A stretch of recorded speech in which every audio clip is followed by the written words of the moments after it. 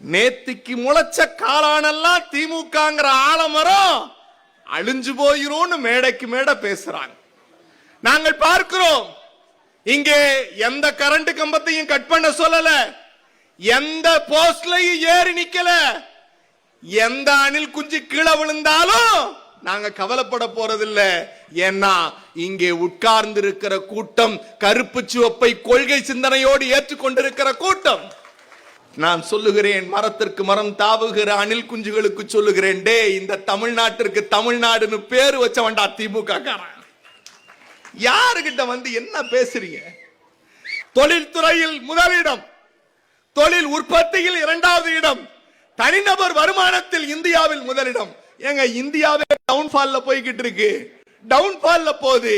இந்திய சராசரியை விட 3 மடங்கு அதிகம் கொண்டிருக்கிற ஒரு மாநிலம் எதுன்னா தமிழ்நாடு. இத நான் சொல்லல, மோடி சர்க்கார் சொல்றான். மோடி சர்க்கார் சொல்றாங்க.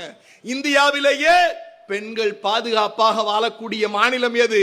முதலிடத்தில் தமிழ்நாடு.